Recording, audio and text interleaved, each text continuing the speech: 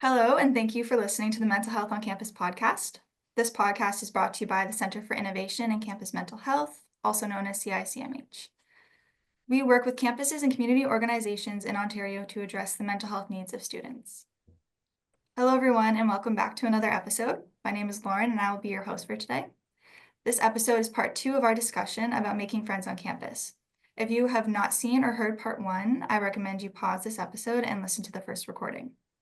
In today's episode, we are sitting down with the same student panel from part 1 to discuss how COVID-19 has changed social dynamics on campus and different methods to making friends. Why don't we go around and do a quick round of introductions, and we can start with the same order as we did in part 1. My name is Erin. I'm a current student and I was in my grade 11 year when COVID hit. Hi, my name is Chavi. I'm a second year undergrad student, and COVID hit me in grade 9 of high school. Hi there, I'm Mackenzie. I am a fourth year student, and COVID hit when I was in my senior year of high school. Hi, I'm Megan, and I graduated in 2019 from my master's, and COVID hit during my years of employment. Hey everyone, my name is Taryn. I am a graduated student. COVID hit while I was doing my graduate degree. And finally, hi everyone, my name is Lauren. I attended the University of Guelph Humber, and COVID hit towards the end of my second semester for my first year of post-secondary. Okay, so I just want to jump right into the conversation about COVID-19 and how that has impacted all of us in different ways, obviously both post-secondary and after post-secondary. So for myself, COVID hit during my first year of post-secondary. So coming back on campus in my third year was kind of isolating in a way, and I felt there was a lot of disconnect when it came to students. A lot of the people who I had first made friends with in my first year, I didn't really have that close of a connection with anymore in my second year. And so that was kind of a different experience for me. And then being on campus, a lot of students, you were going to your classes and you were leaving. Not a lot of people were hanging around to socialize or chat. So you could feel very isolated being on campus. So my question for you all is, and maybe we can start with current students, since for, I believe all of you, COVID hit before coming to school in post-secondary. Did you feel like COVID made a difference coming onto campus? Do you feel like people maybe were a bit more standoffish than you were originally expecting? Did you find yourself kind of putting up a wall because of that, being isolated for so long and then entering into a new environment? How did that feel for you? Maybe we can start with Erin. I think COVID, like coming back from the pandemic and starting in person, I think I personally was maybe a little bit more standoffish just because I hadn't been interacting with so many people outside of like my daily circle. So I would say it affected how I approached making friends coming back from the pandemic.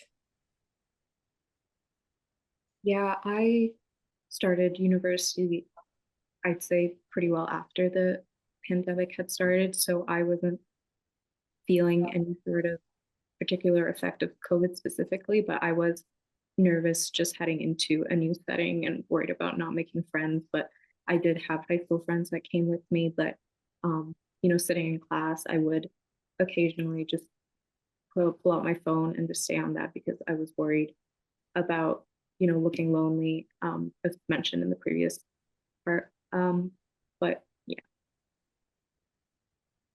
Yeah, no, 100%. I would absolutely agree that COVID coming back, incorporating in-person classes and everything, it definitely has been harder to make friends because I would also say I think I was a little standoffish too, just not being used to that amount of people, I suppose, similar to what Erin was talking about. But yeah, no, I would say definitely different expectations after that as opposed to what it would have been if we never had the pandemic. And for Taryn and Megan being graduated before the pandemic, how would you compare your experiences to these students who came in after COVID, obviously during my experience, it was a lot more isolating. Many things were online. Do you think that kind of your experience being more campus focused, whereas maybe theirs could kind of be more hybrid, do you think that impacts connections and making friends in the classroom? I think so. I do like I remember when COVID hit, my cohort was planning like a social event, and obviously we didn't do that after we all went into lockdown. So I think there were less opportunities to connect in a very authentic way. I know a lot of people were tired from like being on Zoom and things like that when the pandemic hit, as opposed to pre-pandemic, we, got to see people whenever we need to be. Um, and so I do think I feel like I don't think I can compare it one on one just because I also don't know what I missed out. But I do think that I had a really great opportunity to be around people and make connections and use those connections to um, feel satisfied with how life is and how school is. And it definitely supported how I got through school. I would have to agree as well.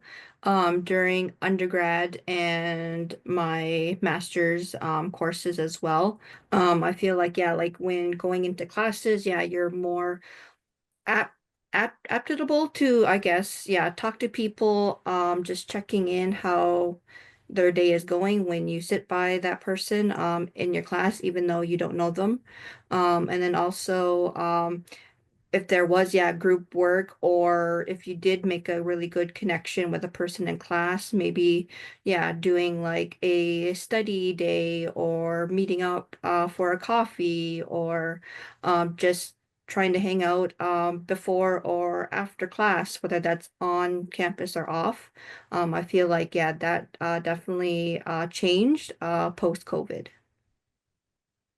And in conversation of making friends, and then in our last episode, I know we talked about social media and that becoming a more frequent thing being seen on campus.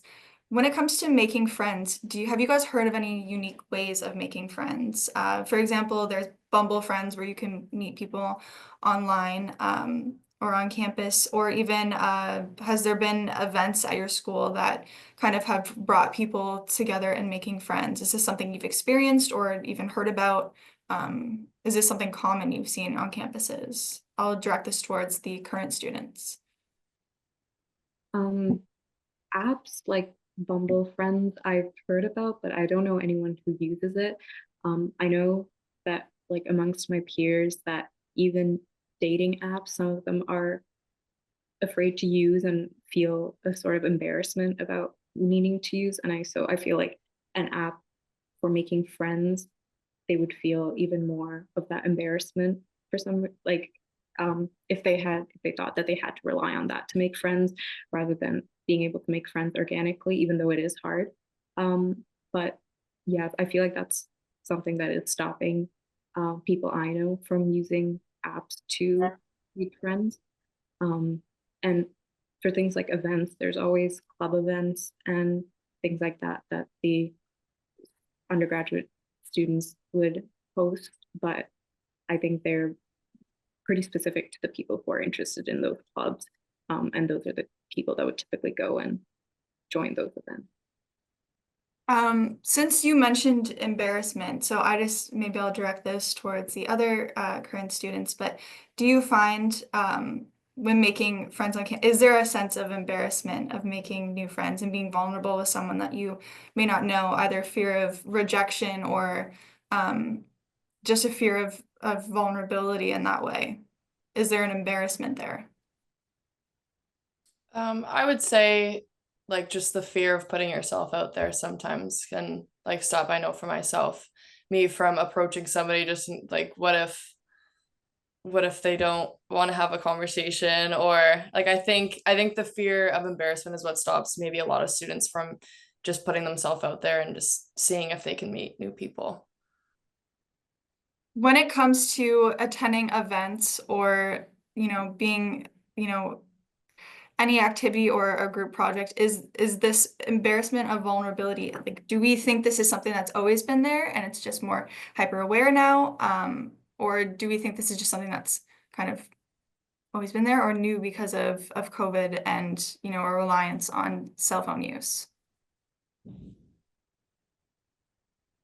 I feel like social media um, plays a part in it. I don't know. I feel like with everything being online, I feel like people feel more exposed and are afraid of judgment.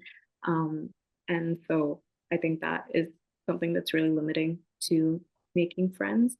But I would feel like it's even though it might be a greater feeling now, I feel like it's probably always been there. Yeah. No, I agree. I feel like it's probably always been there. I wonder if there's a difference in how quickly you start to build a confidence. So I would say, first year, second year, obviously you get into a new environment and you're gonna feel pretty self-conscious. You're gonna, feel like, oh, I'm a grown up now, and so I need to act a certain way. But I do think as the years progress, you kind of build that confidence and you feel like you know yourself better, and so you might feel a lot more sure of yourself when you go and, I guess, put yourself out there and make friends. But I also wonder if like, the rate of that has changed post-pandemic. Maybe because of social media, cell phones, maybe because of something else, maybe because of other factors. Who knows? Even maybe just the shame of feeling lonely. I feel like that's not a conversation we hear about a lot, but you feel like you're alone in that feeling and no one else feels it when really a lot of people are feeling that feeling. So maybe there's even an embarrassment in that of feeling like you are the only one that has that lack of connection or the only one that's feeling out of place. But Taran, what you said about making friends and kind of building up that confidence over time, maybe you can start us off of what are some ways that you kind of build that confidence or things you do when you're making friends, like introducing yourself? Are you trying to find a common ground with someone? How do you start a conversation like that? What are kind of some things that you're doing to make friends? Yeah. Ironically, I feel like when you have friends, you feel more confident about it, which is really a trap because if you don't have friends, then it's harder to make friends sometimes, right? Um, but yeah, I think that is one of them. But then what really greatly helped me was that I got involved with so many things, and I think especially like I did like a peer wellness education role as like for volunteering in second year, and that like helped me, talk to so many people. I gained confidence. I felt like I was making a difference. And so with all of that, like things that like build your self-esteem, I feel like that makes it easier to feel like, okay, I can go and talk to these people and I belong here, like the sense of belonging and all those things. So I feel like that was something that got built through being involved. Mhm.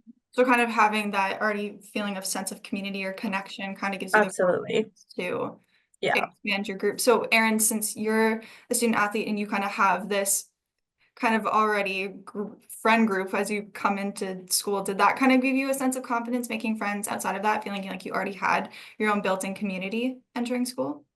I would definitely say that I had more confidence solely based on the idea that I had people that I could rely on and fall back on if I didn't necessarily meet people right away. But being a commuter student and being local in my first couple years at a school where like the University of Windsor is primarily like a local population. So I think for a lot of people, it was go to class and then go home. So I find that because I had that group outside of school, it kind of gave me the opportunity to experience university a little bit differently in my first year and second year as I was commuting. But yeah, I would say that having those friends kind of gave me more confidence to branch out and meet new people for sure. Yeah.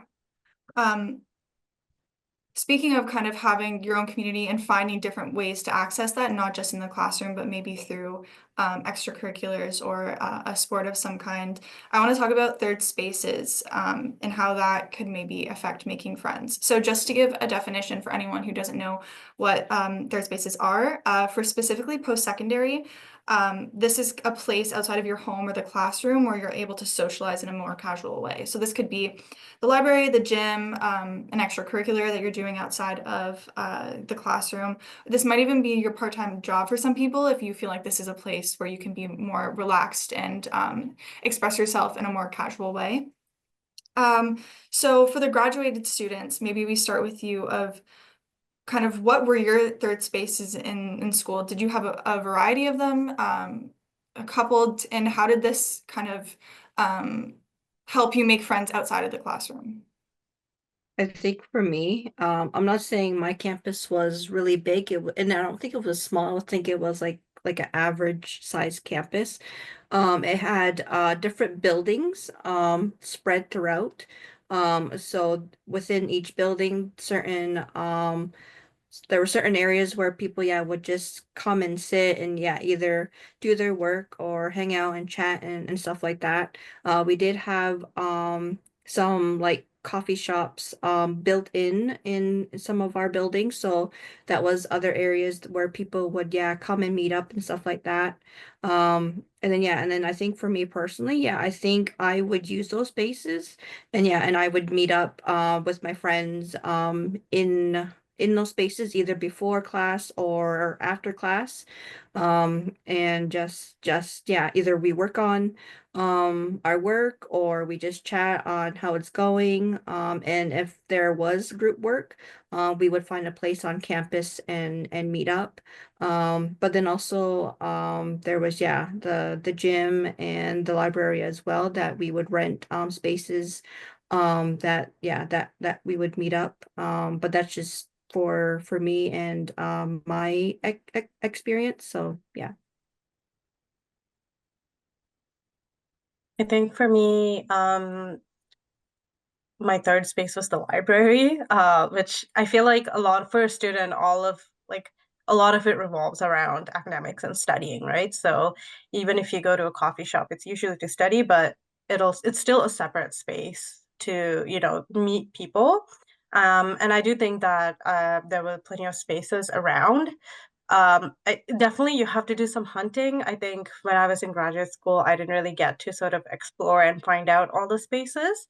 And I think it would have been so handy if we had like a map or something like that.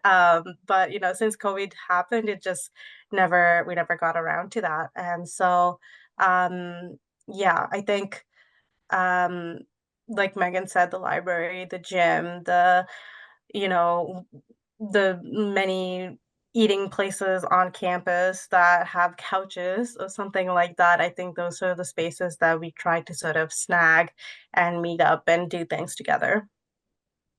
And for current students, do you feel the same kind of way? Is that the same for you? Do you actively seek out third spaces? Is it something hard for you to find, or are those things that you kind of established pretty early on in your post-secondary experience? I think my friends and I, we, like others, we typically spend our time in the library, and sometimes we go to the floors that are like the talkative areas so that we can still, chit chat and get our work done.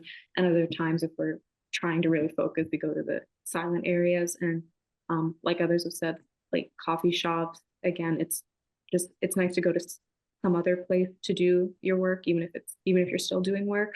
But yes, there isn't many places off campus that are free to go and um, you know hang out. And I think especially after COVID, things have gotten very expensive. So even stuff that might have been pretty inexpensive before have gotten more pricier now.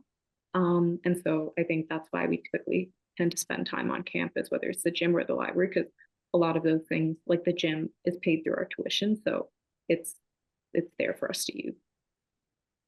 Yeah, and I think that's a great point to make is how expensive things are. And maybe I can pose this question to Mackenzie and Aaron, but do you find that finding spaces outside of maybe the library, things that are provided by the school, is that hard to seek out as a student who would be having to pay for those third spaces? Is that hard for you to find?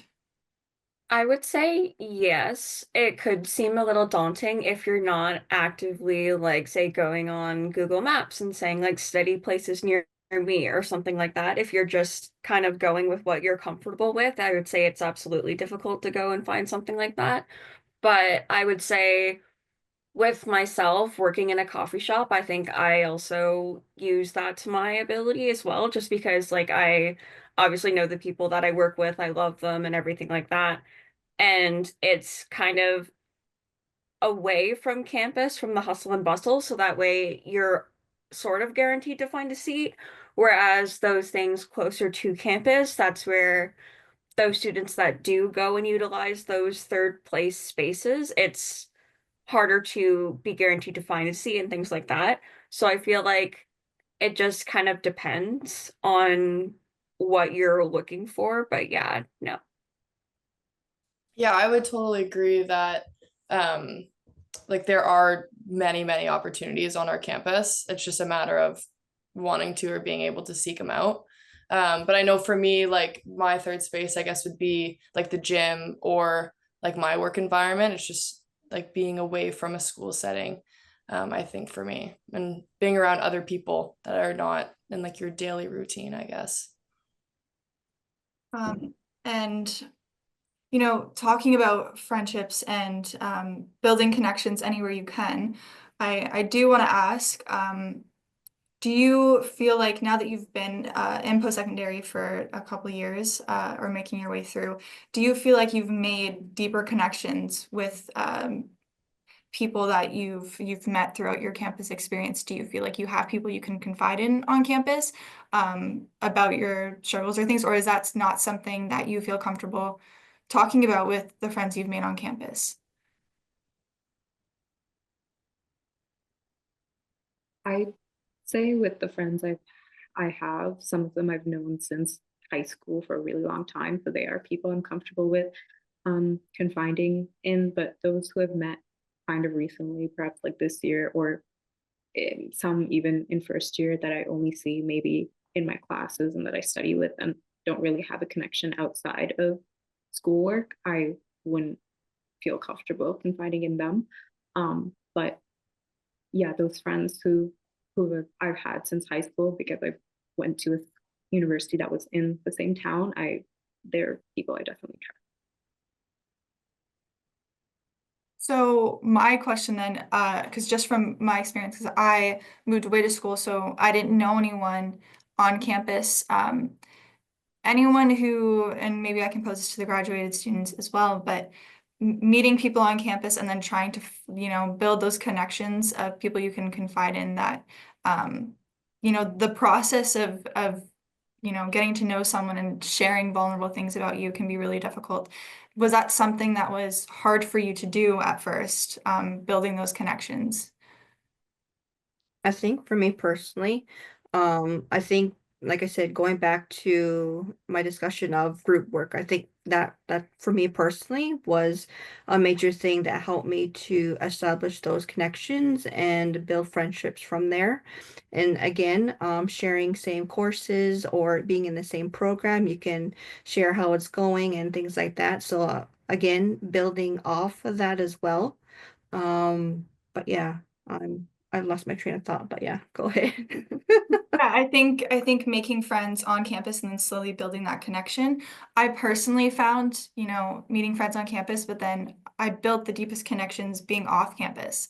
So having a third space or even going out to eat or um, doing some activity with someone and learning about them outside of an education standpoint, being able to learn about them. We're not talking about school or, deadlines, being able to hear about someone's experience. Does anyone else feel that way of, yes, you may have met someone in class, but when you really built connections with them, it was outside of the classroom, and that's where you found the most impact in making a close friend on campus. No, I totally agree, Lauren. I think it's interesting because, you know, it's good that we're bringing all these like different voices because Megan's experience is definitely not mine. And I like struggle to make friends through group work because I feel like we have this attitude like, okay, we're here to just do our assignment and then that's it and nothing else after. And so because of that, I think the challenging part or the part where you realize, oh, I have a potential, you know, friend for life is when it goes beyond the classroom, like you said, Lauren. Like if we end up making plans during the holidays, or if we may end up making plans after we graduated, and you know, I think that is kind of like a sign of okay, this is a friendship that can keep continuing and it has the potential, as opposed to the friends you only see because of proximity, right? So I think that was my experience. I would definitely say that like having the opportunity to play a sport has given me the opportunity like throughout the years to not only meet people but become very close with a lot of different people. And I'm on a team with like there's 19 other girls on my team. So there's obviously people that you're very close with, but then there's also people outside of your like realm that you become close with or you build relationships with based on like other things that you have in common that are outside of volleyball. And I think that's super cool because we all have a common interest of volleyball, but we all like come from very different like places, like whether it's like location or like experiences. So I think that's pretty cool that like throughout these years I've been able to get close with people that maybe in the classroom I wouldn't have approached or we would never have like built these connections outside of this. Yeah, I would also have to agree. I feel like in my case, again, just being with, I guess, coworkers that also happen to be like in the same program, I think like even if we were able to have the odd class together, the like friendship building and connections that we would form, they were outside of the classroom and work in general. They would just be like, "Hey, are you free? Let's go get a coffee after class." Or like, what are you guys doing? Let's go grab a bite, or it's just something like that. Like it would just be like a more intimate thing. Like it wouldn't just be solely academically based. And I feel like that's something that played a big part on establishing those close connections with people.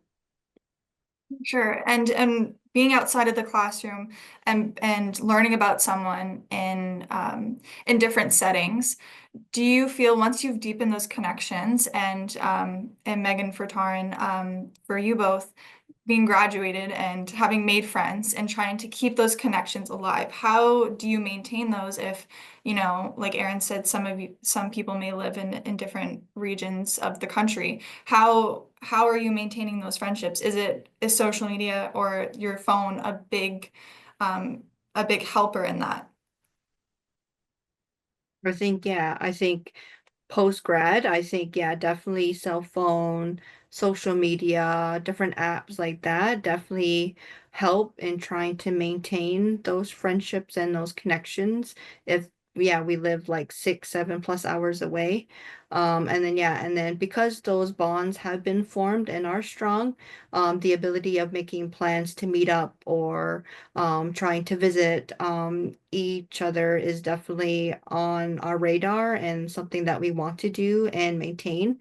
So I think by having those relationships going forward after post grad, I think is key. And for current students, making friends maybe in different classroom settings or in a different work environment, how are you maintaining those friendships? Is it the same kind of thing of social media or cell phone use is really helpful for that? Or is it spending actual quality time? How are you guys keeping these connections alive while you're going through post-secondary and having to study and work and all your other responsibilities that you have while during this time of your life?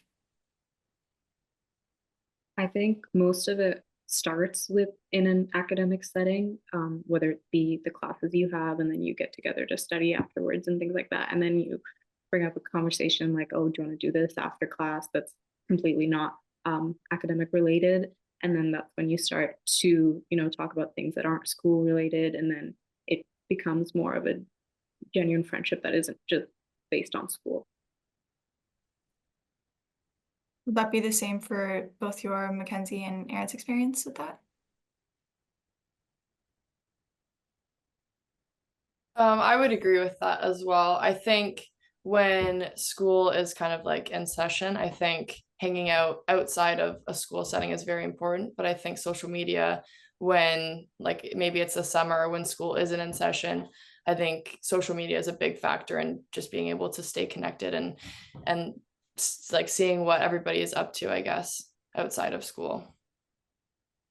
Yeah, I would definitely have to agree with both of you. I feel like social media plays a big part in just keeping in contact, like especially during like the school semester and just the school season. I feel like it helps maintaining that little sense of just sending a quick message, be like, hey, how are things going? Even if you don't speak for like even a few weeks, like you still have that sense of being able to keep in check with one another. And it's like something, a little tool of convenience, I guess you could say. I think that's really interesting, especially because we have a toolkit about cell phone use and social media addiction. Hearing that there are benefits to using your cell phone for things like keeping connected, but then also on the reverse of that, sometimes it can prevent you from making connections. So there is a big balance between what your cell phone can do for you and what it may kind of restrict you from doing and creating connections. Yeah, so I just want to thank our panel once again for joining us today. We're very grateful that you guys were all able to be a part of this podcast episode and share your insights with us. For staff and counselors who may be listening or watching, I hope that this episode gave you some insights that you can bring back to the work you're doing on campus to support students. For further information and resources on all the topics that we shared in today's episode, please visit our website, campusmentalhealth.ca. We hope to see you all next time for another episode of Mental Health on Campus. Until then, take care.